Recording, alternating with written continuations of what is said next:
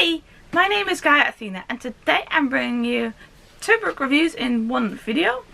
I'm bringing you a book review of Dress Codes for Small Towns by Courtney Stevens and of American Panda by Gloria Chow. And the reason for that is that I started to read Dress Code for Small Towns and I found it a bit hard to get through the beginning. I'll explain more about that in a minute. And because I had difficulty in the beginning of the book, but I did want to read it because it came highly recommended by Books and Lala. It's one of her favourite books. I'll leave a link to her channel down below. And so, to help myself get through this, I then started An American Panda, and I read kind of both of these at the same time, which is something I don't normally do. I usually only read one book at a time, and that works best for me. But when I do read two books at a time, then what I tend to do is like read one chapter out of this one, and then read one chapter out of this one, and then go back to this one, read another chapter. I have to do it very like strict and organized for some reason. So anyway, that's what happened, and that's why I'm reviewing these two books in the same video, because I kind of read them around, well, I read them around at the same time. So yeah, I'm going to talk about Dress Codes for Small Towns first.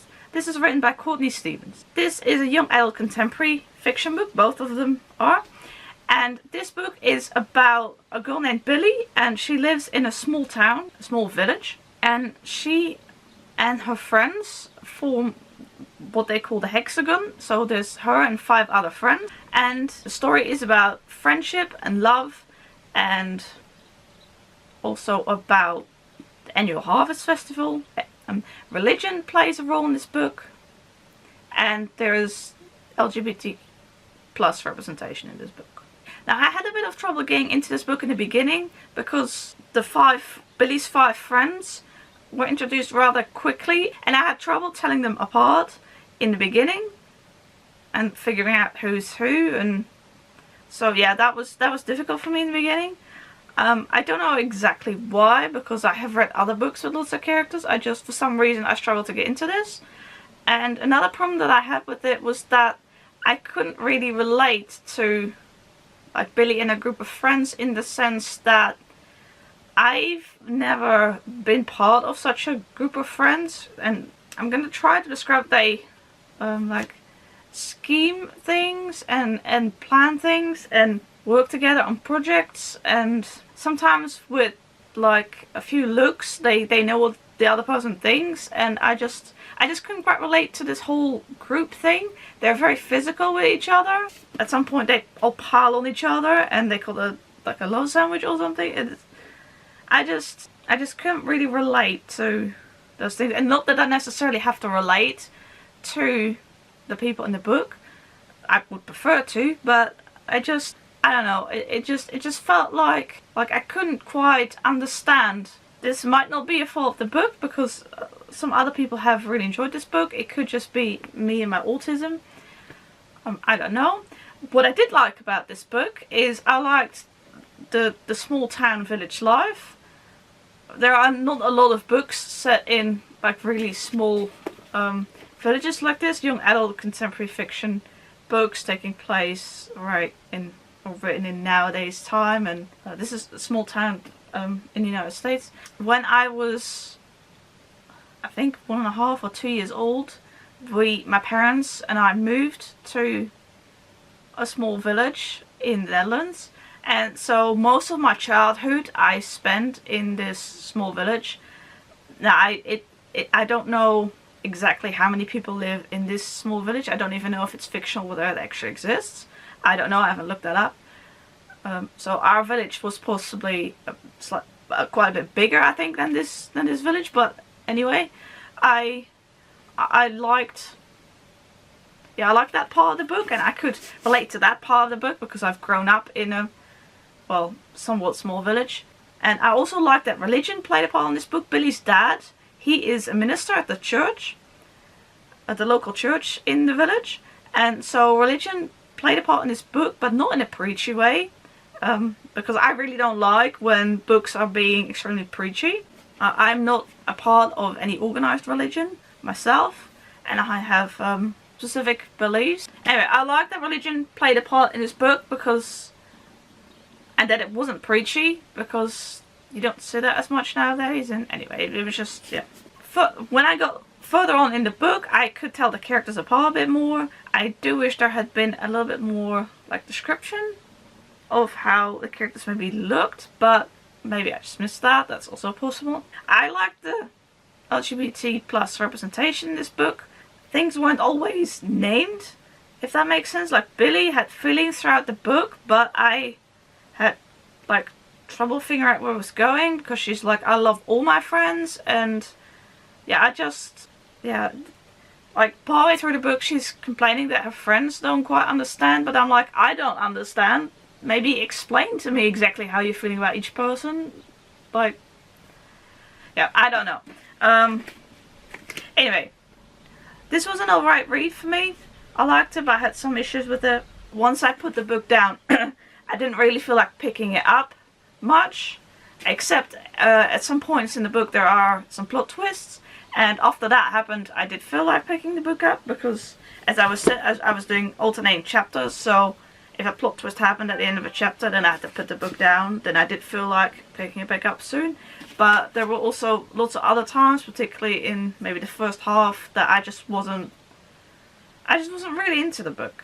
It could have been my reading mood, because I also didn't really feel in the mood to pick up this book, but a bit more so, but I'll talk about that in a minute. So yeah, this book, I liked it alright. I didn't love it, which was a little bit of a disappointment, because Books and Lala, she loves this book, and so I was a little bit disappointed that I didn't love it as much. But there were just, some things I didn't connect with, I guess. I don't regret reading it though or anything. I did like the small town feeling and the religion, and yeah. Let's move on. Then I'll talk about, oh, is it? It needs to be on this side. Sorry, I've been holding a book with the wrong hand the whole time. It's confusing because the screen, it flips and stuff. Anyway, so now I'm going to talk about American Panda by Gloria Chow. This is an own voices book about a Taiwanese American girl, and she's 17 and she's studying at MIT for pre-med. Her Taiwanese parents, want her to become a doctor. They live in the United States, and they want her to become a doctor. They want her to marry a Chinese boy. Like, they want a marriage that they'll arrange. The parents are quite strict. They have very set ideas in like tradition. And May, the girl, she struggles with this. She also has a crush on a Japanese boy, which of course the parents would completely disagree with. So yeah, this book I liked a bit more than Dress Code for Small Towns.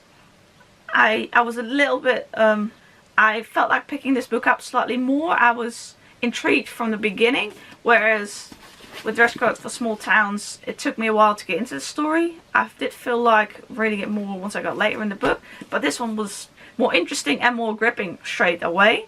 Oh, and another thing I should mention, so May's parents want her to become a doctor, but she is afraid of germs. And I quite like that aspect. I liked May, and I like the journey that she goes through in this book. Her parents, yeah, it must be really tough having parents like that, and them forcing their own sort of ideals on you, if that makes sense. Oh, I should also point out that May's older brother has been disowned from the family because he fell in love with what the parents considered the wrong woman. I really like May as a character, and this book also has a couple of plot twists that, yeah, I quite liked and didn't see coming. This is not, like, I didn't love this book. I liked it. I liked it more than Dress Codes for Small Towns, but I love it. It's not a favourite or anything. I do think it's good that we have books with Asian rep in it, and specifically on voices as well. And I think that we definitely need more books like this. I'm not Asian myself, but I think it's important that we see all sorts of cultures and like ethnicities represented in young adult literature, or in literature in general. I like that the book was about like studying at MIT instead of the usual high school, because most young adult books, the characters are in high school. And so it was nice to read from the point of view of like a university student.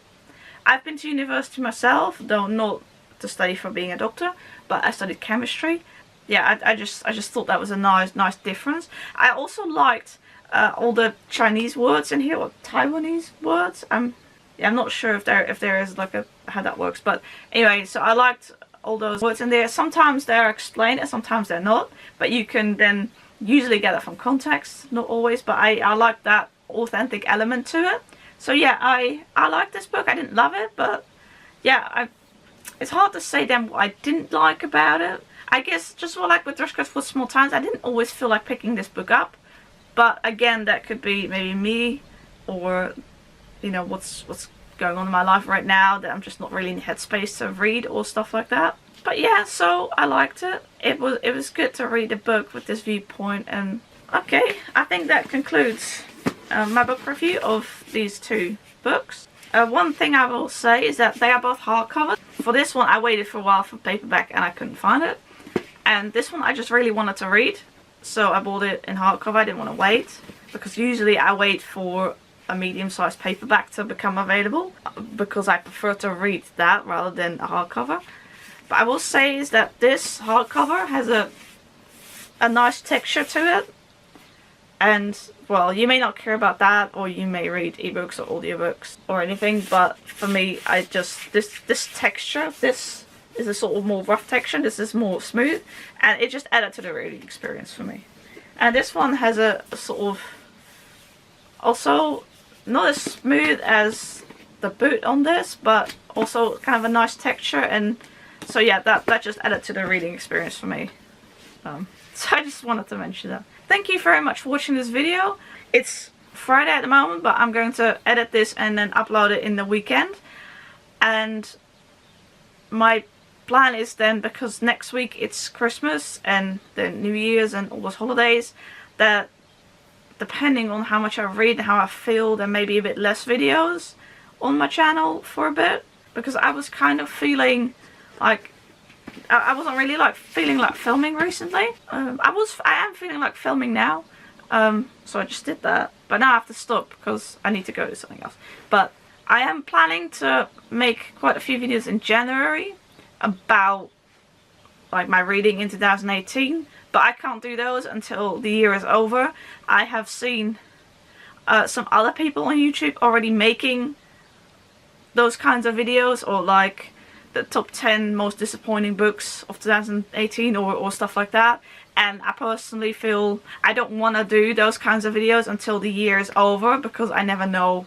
You never know what I might still read in the last like 10 days of the month. So yeah, there will be more videos in January when I have them made. Anyway, thank you very much for watching this video, and I hope to see you in my next one. Bye!